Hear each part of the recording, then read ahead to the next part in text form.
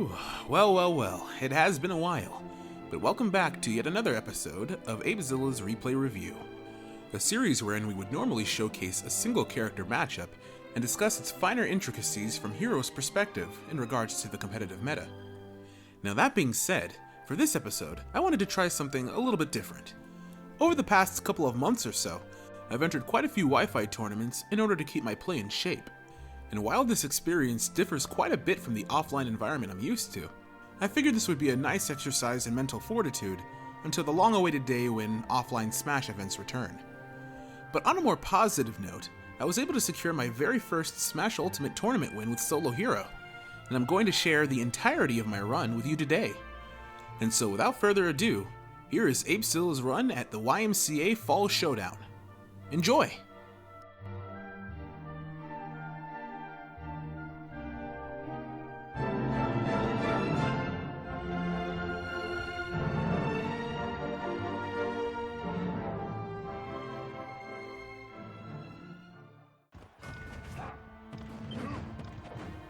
Okay, well as we get settled into set number 1 here, I'll go ahead and take the time to explain the tournament format. With a prize pool of about $200 at stake, we have an 8-man single elimination bracket. The top 3 placing competitors will get paid out, and there will have to be an extra bracket match in order to see who gets 3rd place. That match and all others that aren't the final round 3 set will be best of 3, whereas the round 3 set will be best of 5 in order to determine 1st and 2nd place. Now that that's out of the way, my round 1 opponent, who went by the tag Crits Happen, showcased a very patient neutral game with his Ganondorf. While his tag had me believing that I was in store for a round 1 hero ditto, I was pleasantly surprised to find a Ganondorf in bracket, as he isn't as commonly utilized in tournament as many other characters. I think that this matchup leans very slightly in Hero's favor, but it can definitely spiral out of control very quickly if your pressure isn't consistent and calculated.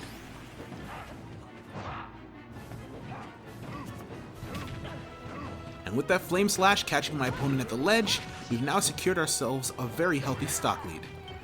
And now our long-term game plan can shift from trading percent with Ganondorf, so that at worst, if we were to lose our stock first, we can raise our comeback potential, to tacking on as much percent as we can, while also avoiding Ganon's many potently lethal hitboxes. This is so that at worst, I'll be able to maintain a percent lead when my stock is eventually lost. But at best, the next stock taken will be that of my opponent's and not my own, allowing me to take the game a bit more securely with a 2-stock lead.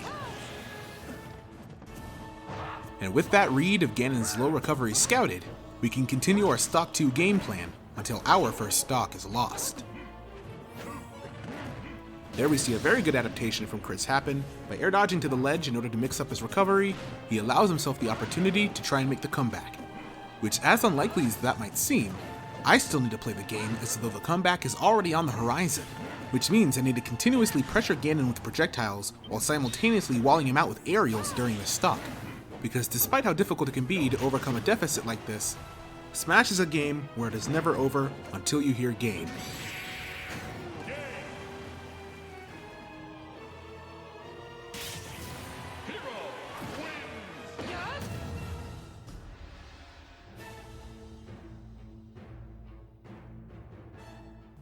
So for Game 2, we find ourselves on Smashville, a significantly smaller stage than Pokemon Stadium 2, and so it didn't surprise me that a Ganondorf player would want to come here. What did surprise me, however, was the character counterpick from my opponent. They opted to select Chrom for this game, who was a far more formidable character against Hero in my opinion, and so I had to very quickly switch gears for an incredibly different matchup. As discussed in the first episode of this series, matchups like this tend to revolve around movement, as the way Hero positions himself in relationship to his opponent can very easily condition them to go for certain options above others. This is especially the case against characters like Chrom and Roy, whose insanely fast ground and air speed allow them to close in on Hero's space incredibly quickly. And when this is combined with their insanely fast disjoints, matchups like this can absolutely give Hero a hard time. That being said, I do have a few things going for me. The first of which being the fact that I'm already up 1-0 in the set, meaning I have some time to gather some data about my opponent's secondary, and I also have my stage counter pick if I were to lose this game. And within the game itself, because we're on a smaller stage, Hero's hits will manage to get Chrom off stage at earlier percents, which can allow Hero to net some stocks if my execution holds out. And if all or nothing reads like that continue to work out, we should be able to secure this set in no time. But just like in the last game, we need to play as though the comeback has already started, because Chrom can take the stocks back very quickly by sucking Hero off the stage with up B if I get too close while edgeguarding. And while projectiles are definitely harder to use against more mobile characters like Chrom, it's important to not phase them out of your game plan entirely, as they can be used to bait your opponent's movement. And if you can anticipate how your opponent's going to react to a certain projectile option being threatened, you can absolutely take advantage of this as the Hero player. More on this later. But if you find yourself in a position against a Hero player and unsure how to approach, one of the best things you can do is threaten multiple approaches all at once. This is done by a calculated mixture of dash dancing at mid-range, full hopping and short hopping in and out of Hero's threat range in order to bait them to pick an option. Check out the previous episode for more on that topic.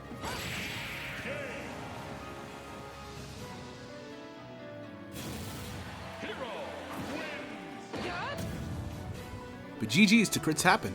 It was a very fun set, and I'd be glad to play again sometime.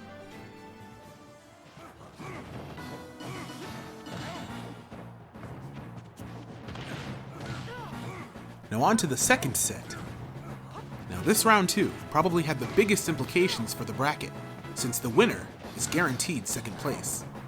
So I knew that if there was one match I'd want to win, it would be this one. But of course, it wasn't going to be easy. Our next opponent is a player that goes by the name of Campaign. He's a Terry player from my region, and though we've never met in bracket before, I definitely know that his Terry is formidable. But to my surprise, he actually selected Lucario for Game 1, which is a matchup I knew all too well, as you'll soon see in a future episode. This was my first time, however, playing up against a buffed Lucario, as patch 9.0 had just been released a few days before this game. That being said, Lucario, being one of the more mobile characters both on the ground and in the air, can be quite pesky to land hits on, and unlike some characters that have really good mobility, Lucario possesses a very powerful projectile. So when all these attributes come together, it makes Lucario a particularly annoying character to deal with, especially when he's at high percents.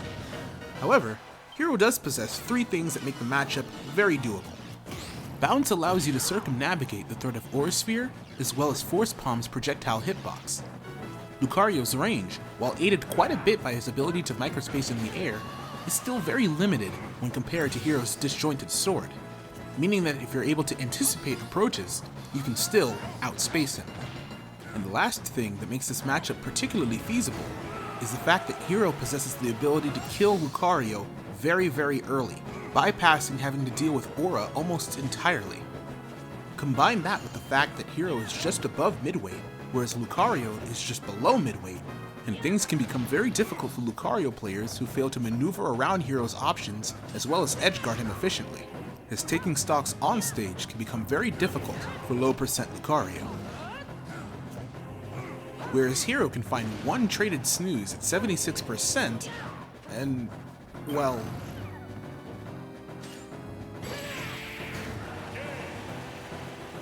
ouch.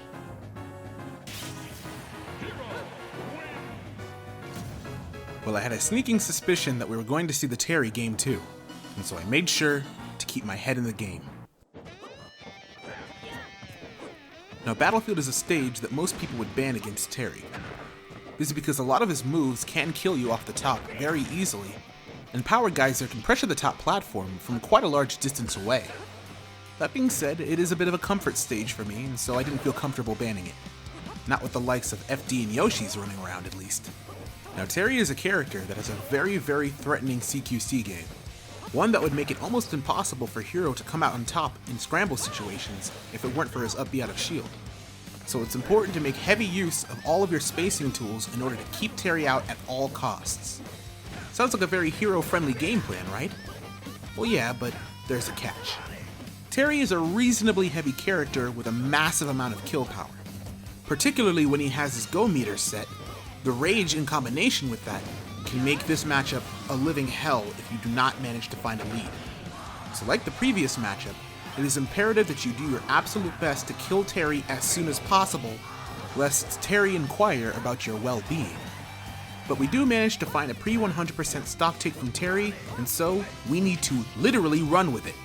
Terry only has access to Power Wave as a projectile option, and so making sure that you don't remain grounded for too long becomes a critical essentiality, which is of course more feasible on Battlefield. Now more to that point, there are a few burst options that are particularly good in the hero matchup that Terry can take advantage of in order to get in. Crack Shoot in particular can high profile a lot of projectiles from Hero.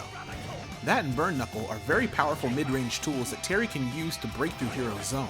And so once again, movement becomes a very grave importance, so that at the very least, you'll be able to reposition around Terry's commitments, as well as examine the options he likes to approach with the most, so as to take advantage of them in the future. And that is how we're going to take the second stock. Now one of the things I had to learn on the fly in this match was how to edgeguard Terry, because despite the fact that his recovery is very exploitable, it can be very difficult to do so if you don't know where your openings are, as Terry has more than enough mix-ups to deceive opponents while off stage. But among the assortments of crack shoots, power dunks, and rising tackles, the one thing I did take note of was the fact that Terry players love to go high in order to avoid the ledge. This is because sweet spotting the ledge can be a little difficult for Terry, and Hero can absolutely take advantage of that.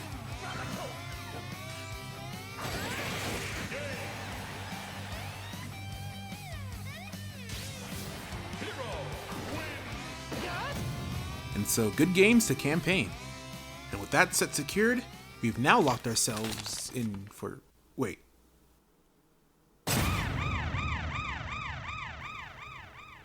What?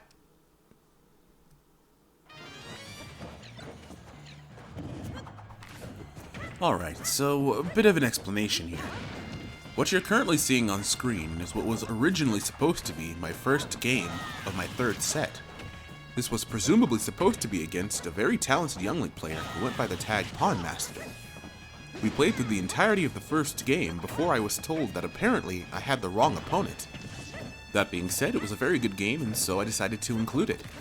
Now there is more to this issue that I'll explain after, but for right now, I'll go ahead and continue talking about the game in order to truly simulate my headspace during this part of the tournament. Now there you'll see one of the trouble spots for Young Link in this matchup. If he does manage to find himself off stage, he's always at risk for his stock to be taken early. That and his relatively light weight allow Hero to play the patient game in order to find the few openings he needs to take the game. Bounce can also be utilized quite a bit in order to limit Young Link's range. That is, however, where the boons tend to end for Hero in this matchup.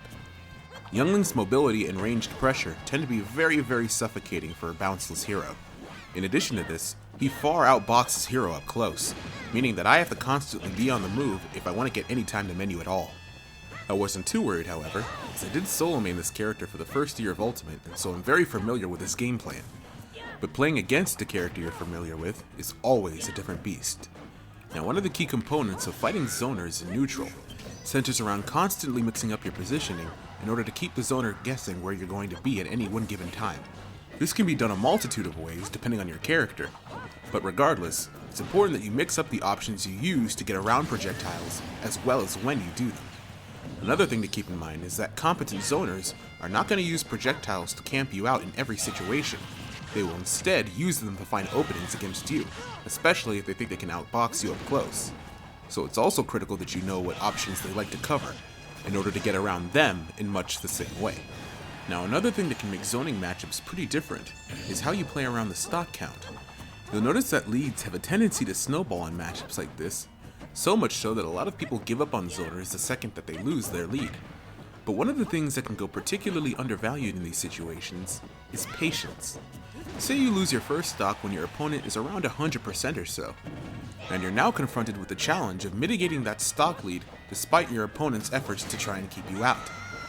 A lot of players have a tendency to rush in right away because they know that they're the ones that have to make up for the deficit. But it's equally important to remember that there is typically a 7 to 8 minute timer, as well as a very low percent on your person. These tools can be used alongside a very patient playstyle in order for your opponent to truly internalize how fragile their lead actually is, because if you find one opening in this situation, it's an even game once more. And while a quick stock retaliation should still be in your repertoire against zoners, It's important to remember that when you approach is of equal importance to how you approach. Don't be afraid of slowing the game down just a bit in order to examine what areas they're covering with their zoning pressure, because when trying to close out a game against them, it can be very handy to know which areas of the stage tend to be safer than others. Wait, this is it. My opportunity.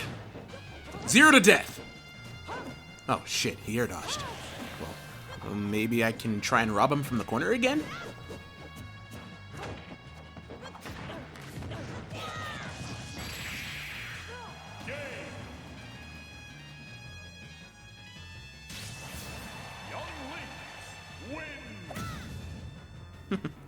Or I guess taking center stage would have been nice too. Good game. Alright, round 3. For real this time. Were you ready for that quick transition? I bet you weren't. And I bet you're equally as confused as to why I was thrown from one set to another in the blink of an eye. And so was I. Well, allow me to explain. On the other side of the bracket during round 2, a set was played between Pawn Master and a player that went by the name of Senpai. During this set, neither player had been picking stages or bands, and were either using the random stage selection in battle arenas, or some other gentleman's rule that I'm unaware of currently. The set went to Game 3, and that game was played all the way out to the end, with Pawn Master taking the victory 2-1. But it was only after that victory that Senpai contested the stage that they were playing on. The TO allowed a rematch of Game 3, where Senpai switched his stage and his character, and then won the rematch. Initially at the end of this situation, Pawn Master was declared the winner and allowed to go into round 3, where we played our first game. Then in the middle of the set, Pawn Master was notified that he had instead lost the previous set, and that Senpai was allowed to proceed. In addition to this, I was being told that I needed to swap opponents and was rushed to do so by Senpai. This is because he had somewhere to be in the middle of the tournament and was expecting everyone else to accommodate this.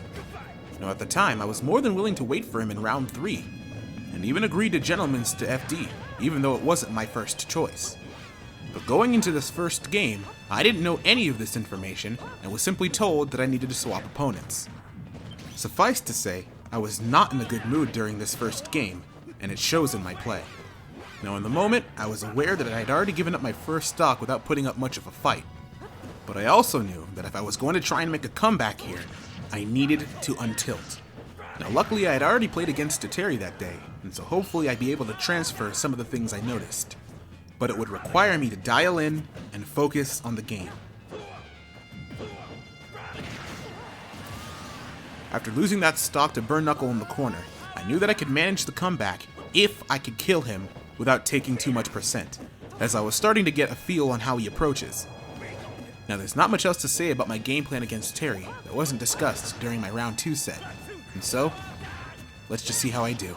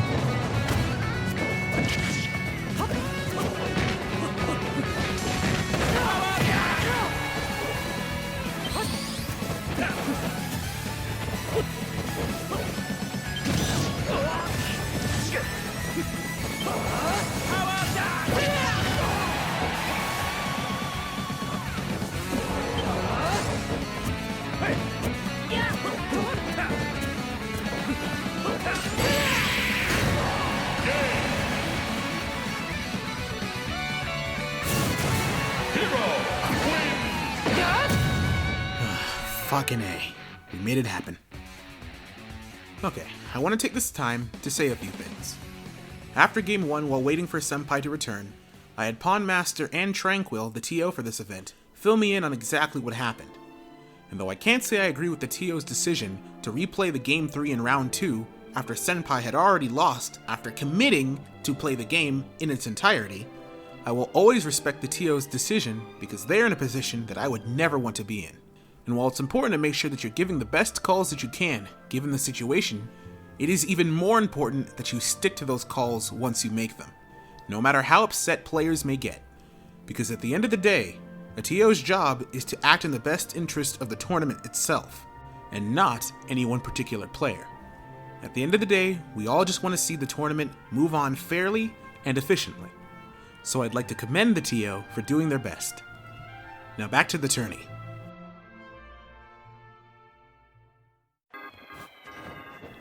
Alright, and after one hell of a mental reset, I'm ready to continue the run. I'm currently 1-0 in a best-of-5 set against Senpai, and we're moving on to PS2 for Game 2. He counterpicks with the same Ness he beat Pawn Master with, and so I know I need to be on my guard for this match. And despite the fact that I do have a good amount of Ness experience, every Ness does play differently, and so it's very important that I take this time to examine him. Ness is a character that only needs one opening in order to get a subsequent lead on his opponents, and so I need to play the neutral as patient as possible, and whiff punish anything I can in order to try and get an early lead. Using the PS2 platforms for assistance, I can try and mitigate the jump cancel PK fire approaches. But Ness's mobility in the air, as well as his movement mix-ups in order to approach, can still be a formidable challenge for Hero to deal with. In this matchup, it's good to employ short bursts of movement rather than a constant flow of it, because if you're going to try and whiff punish Ness, you need to make sure you do so by giving him space to throw things out. And unless the Ness player knows to play the patient game as well, you'll always be provided an opportunity to bait certain options out of him, both through the use of your positioning as well as your menu. One of the best things you can do for yourself as a hero player in matchups where your opponent has a reflector, an absorb, or pocketing ability is bait them to use it in order to find openings, because you'll soon figure out which players are reading your menu and which ones are not. All too often I pull out a menu that has nothing but buffs, but the Ness players like to use Mana Magnet in order to try and mitigate the potential for a projectile to fly out at them. But you can mix up the usage of your menu alongside Side B, Flame Slash, the Crackle Slash, Hero's Normals, and timing mix-ups to keep the Ness player guessing. And much like the Young Link matchup, if you manage to find bounce, it will significantly hinder Ness's range, and allow you to reposition yourself a bit more safely. Ness is not a character you want to box with on the ground or in the air, and so try to be very stingy with your space, and pick your stages very wisely. High percent scenarios are admittedly very difficult to contend with, as Ness's low committal kill options allow him the ability to close out stocks very passively, and so certain matchups like this one require you to make as much value out of your early percents as you can, at least for as long as the Ness player is willing to play patiently. But in more scenarios than not, if the Ness player does manage to close the distance, you will be forced to make an educated guess as for the option he's going to choose. Because getting away from Ness once he's in is a very, very difficult position to try and manage. Now with that understood, it's also important to recognize that you actually have a pretty good offstage game against Ness's pressure when compared to many other characters in the cast. This is not only because Zoom allows you the opportunity to bypass the ledge trapping and edge guarding phase entirely, but also because Hero's Swoosh, his second stage up B, grants him enhanced horizontal drift, which he can use to contend with PK Thunder, as Ness isn't usually actionable soon enough to stop you from landing on the stage. It is important, however, that you pick your spots to land very carefully, otherwise you could end up getting PK rocketed into oblivion. In addition to this, you can't always avoid going to the ledge, because the tail hitbox of PK Thunder does not get bounced, and when piloted well by the Ness player, can force Hero to have to recover low. This forces you to contend with Yo-Yo at the ledge, which can decimate Hero's up B if you don't manage to catch the ledge and get up attack Ness before it connects. And though up B can allow you some timing mix-ups that'll allow you to get past it, good Ness players will always refresh their down smash or up smash in order to get you late in your recovery. And so as always, mix-ups are key. But now we find ourselves in a last stock situation in Game 2 of Round 3. And much like how our Round 2 set had heavy implications as to who would have a chance at winning the tournament, this Game 2 had some heavy implications as to who was going to end up closing out this tournament. And so playing through the nerves was absolutely a factor. And what I like to remember when trying to close out any set is that it's okay to lose, but try not to throw. There's a big difference between the two. throwing implies that you acted outside your best interest in order to try and close it out. But you should always be okay with going out on your own terms. So in those last stock situations, cut yourself some slack and realize that opportunities for success are always plentiful, and that your next victory is right around the corner, whether you win or lose.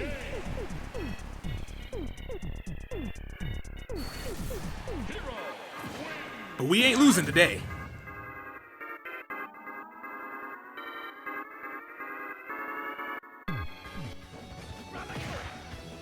Alright, back to Terry, and on Town and City no less, which is a very good stage for Terry, but is an even better stage for Hero in my opinion, because it offers us all the room we need in order to make something happen here.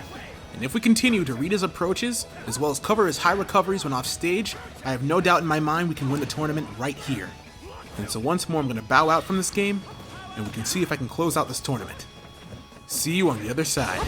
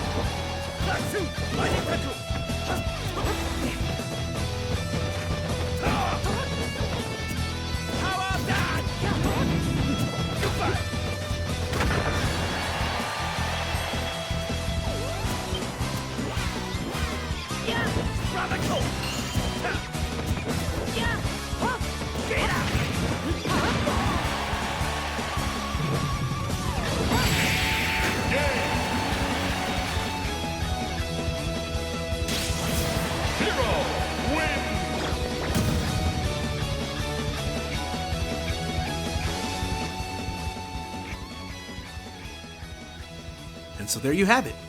After 2 years of Ultimate, I managed to take my first tourney without even dropping a game. And although my run would have played out very differently if I had gotten to continue my set against Pawn Master, I have no doubt in my mind that I could have made something happen, if even just for a game. And also, GG's to Senpai, because although I did not appreciate some of your conduct during the tournament, I'm glad we were able to play out our set through and through. Overall, I had a lot of fun with this small tourney. It reminded me of a lot of the house tourneys I used to participate in back in Florida, only with higher stakes and, well, a lot more isolation. But before signing off this video, I wanted to go ahead and give a shout out to Pawn Master, who I felt as though got a raw deal this tournament, and so, go ahead and follow him on Twitter, the link will be in the description below. As you saw in that game that didn't happen, his young Link is nasty as hell. But until next time, don't forget to like the video, stay safe during the pandemic, and happy hunting!